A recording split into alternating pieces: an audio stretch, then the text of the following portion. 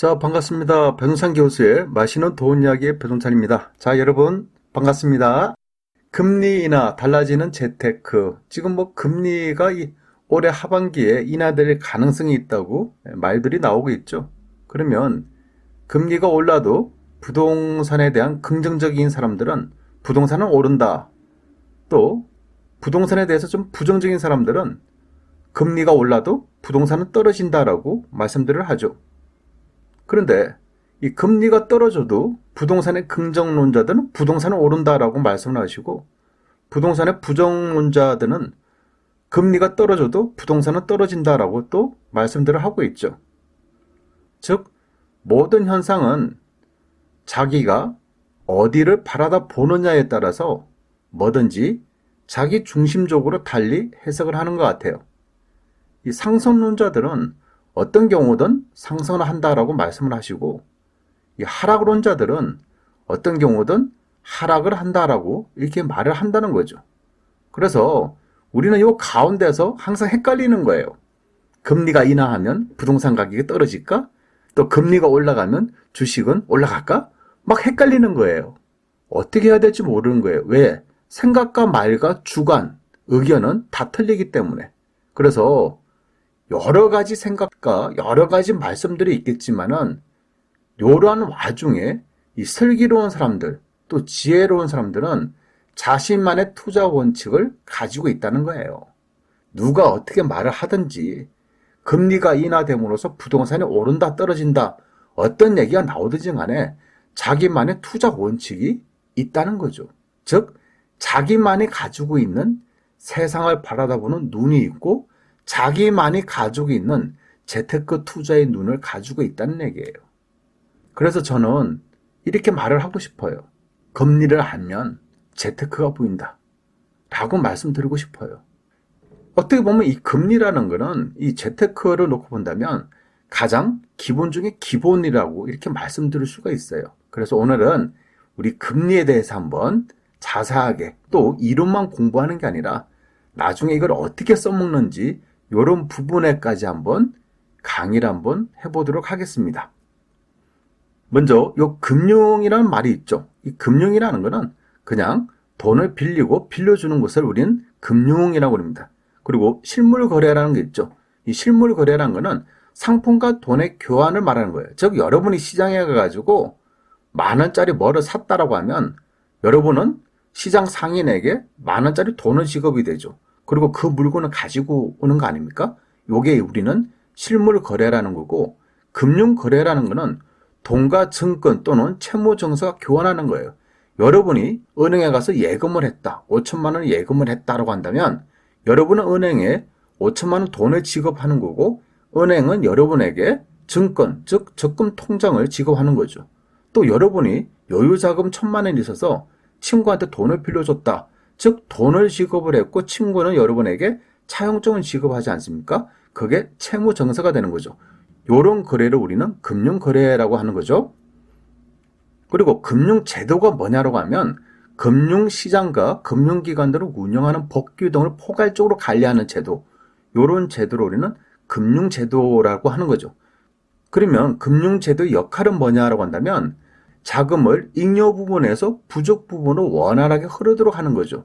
그래서 금융시장이라는 거는 돈의 융통과 관련된 시장을 금융시장이라고 그러고, 금융기관이라는 거는 금융회사 등을 우리는 금융기관이라고 말을 한다는 거죠.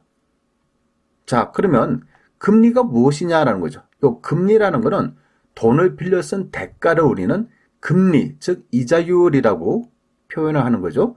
남는 돈을, 우리가 여유로운 돈은 은행에 예금 또는 친구에게 돈을 빌려줄 수 있는 거 아닙니까? 그러면 은행은 여러분들한테 예금 이자를 지급할 거고 친구는 여러분에게 이자를 지급한다는 거 아닙니까? 그게 우리는 바로 뭐라고 그런다? 금리라고 하는 거죠. 그러면 이러한 금리를 결정하는 요인들이 뭐냐라고 한다면, 금리를 결정하는 요인들은 굉장히 많아요. 굉장히 많고 또 다양한 의견들이 있다는 거죠. 하지만 금리를 결정하는 요인 중에서 가장 기본적인 것은 시장의 수요와 공급이죠. 즉 돈을 빌리는 자가 많으면 금리는 상승하고, 돈을 빌리는 자가 적으면 금리는 하락할 수밖에 없다는 거죠. 그리고 경기가 앞으로 좋아질 것 같아. 그러면 기업 입장에서는 앞으로 경기가 좋아져. 물건이 잘 팔려. 그러면 물건이 잘 팔릴 것을 염두에 두고 공장을 증설해야 할 수밖에 없겠죠. 즉 기업의 투자가 증가된다는 거예요. 그러면 돈의 수요가 증가가 되는 거고, 돈의 수요가 증가되면 자연스럽게 또 금리가 인상될 수도 있다는 거죠. 또 경기가 나빠지고 있어요. 앞으로 경기가 나빠질 것 같아요. 그럼 기업 투자가 감소되지 않겠습니까? 그럼 돈의 수요가 감소가 되고, 그러면 정부 입장에서는 경기를 좋아지게 만들기 위해서 금리를 인하를 한다는 거죠. 그러면 금리의 기본적인 종류를 놓고 본다면 뭐 단리와 복리가 있는데, 이 단리라는 거는 원금에 대한 이자만 지급하는 방식, 복리라는 거는 원금에 대한 이자 플러스 요 이자에 대한 이자도 계산하는 방식으로 우리는 복리이자다. 즉 우리가 예금을 하든 적금을 하든 무엇이든 이자를 받을 때는 복리이자가 더 낮다라는 거고, 그리고 명목금리와 실질금리가 있는데, 명목금리라는 거는 물가 상승률을 반영하지 않는 금리를 우리는 명목상의 금리, 즉 명목금리라는 거고, 실질금리라는 거는 물가 상승률까지 반영하는 금리를 실질금리라는 겁니다. 예를 들어서 여러분이 정기예금 1억을 은행에 가입했다. 예금금리가 2%다. 그런데 물가 상승률이 3%다. 그러면 실질적인 금리는 마이너스 1%가 되는 거죠. 즉 은행에 예금을 했는데 내가 물가 상승률이 더 높더라. 그러면 마이너스 금리라는 거예요. 그러면 요 금리 변동이 경제에 미치는 영향은 뭐냐? 금리가 변동이 있으면, 즉 금리가 올라가든 떨어지든 경제에 미치는 영향 크겠죠. 물가에도 영향을 주고, 저축에도 영향을 주고, 투자에도 영향을 주고, 외국 돈에도 영향을 줄 수밖에 없겠죠. 그러면 금리가 인하가 되면 구체적으로 한번 알아보죠. 금리가 인하됐어요. 금리가 2%에서 1.5%로 0.5%가 떨어졌다. 그러면 일단 저축이 줄어들겠죠. 또 금리가 인하가 됨으로써 소비가 증가되겠죠. 그러면 투자 부분에 있어서는 우리가 대출을 받아서 투자를 했다. 그런데 금리가 인하됐다. 그러면 이자 부담이 좀 떨어지겠죠. 그러다 보니까 금리가 인하하면 기업이나 뭐 사업하시는 분들 입장에서는 투자를 증가할 가능성이 높아진다라고 볼 수가 있겠죠. 또 금리가 인하되면 소비가 증가됨으로써 물가가 상승한다는 얘기고요. 또 금리가 인하가 된다면 외국 자본 같은 경우에는 뭐 미국 금리와 우리나라 금리를 비교를 할 수밖에 없겠죠. 즉 미국의 금리가 2.25%에서 2.50%고 우리나라의 현재 기준금리가 1.75%라면 누가 더 이자를 더 많이 줍니까? 미국이 이자를 더 많이 준다는 얘기 아닙니까? 그러면 국내에 있는 외국 자본이 미국으로 이전할, 즉 자본의 이동이 발생할 가능성이 높아진다는 거죠. 즉 금리 변동에 따라서 이렇게 저축이 됐든 투자가 됐든 물가가 됐든 외국 자본이 됐든 같이 움직인다라고 말씀드릴 수가 있다는 거예요. 자, 여기까지는 기본적인 이론에 대해서 제가 설명을 해드릴 거예요. 그러면 이제부터 이러한 금리 인하와 재테크 시장에 대해서 한번 알아보도록 하겠습니다. 먼저 이 금리가 인하되면 우리 서민들의 삶이 어떻게 될까요? 일단 금리가 인하되면 서민 입장에서는 은행 이자가 감소됨으로써 서민들 입장에서는 이득이 발생할 수도 있겠죠. 그리고 이자가 감소됨으로써 투자 수요가 증가되겠죠. 투자 수요가 증가되면 주식이나 부동산으로 돈이 흘러갈 가능성이 높아지는 거죠. 그리고 지출의 증가, 소비의 증가, 투자의 증가로 인해서 정부가 원하는 바죠. 경기가 회복할 가능성이 많다는 거예요.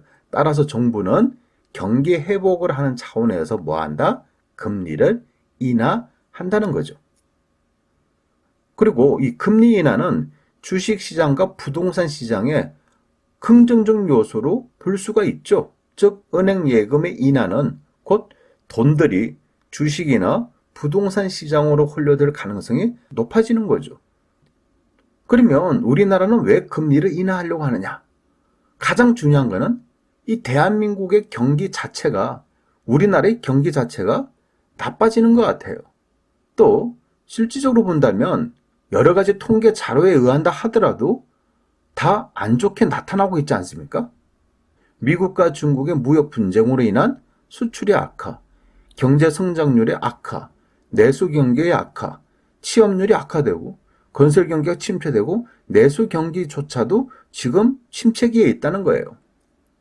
그래서 정부 입장에서는 어떻게 해서든지 경기를 좀 살려보자는 차원에서 금리 인하를 끊을 수밖에 없다는 얘기죠. 여기에다가 미국 또한 기준금리, 좀 현재 2.25%에서 2.50% 아닙니까?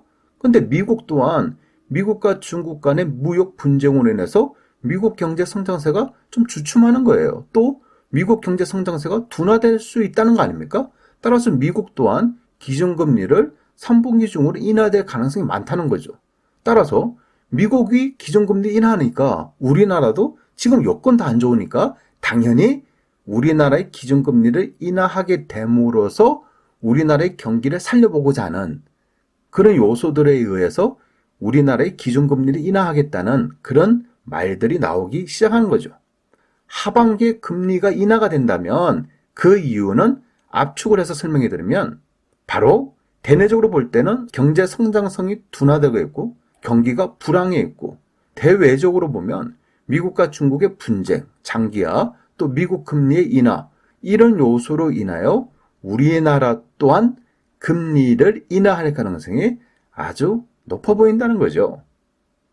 그러면 금리 인하와 재테크 시장을 놓고 본다면 이건 마냥 긍정적으로 볼 사안은 아닌 것 같아요. 앞서 말씀드렸지 않습니까? 우리나라의 경제 사정이 여러 가지로 안 좋아요. 그러다 보니까 정부는 금리 인하를 가지고 경기를 좀 살려보려고 하는 또 미국의 기준금리를 인하시킴으로써 우리나라 또한 기준금리 인하하고자 하는 그런 의도에서 금리를 인하하는 거 아닙니까? 그렇기 때문에 금리 인하가 부동산이나 주식시장에 마냥 긍정적으로 표현하기가 어렵다는 거죠.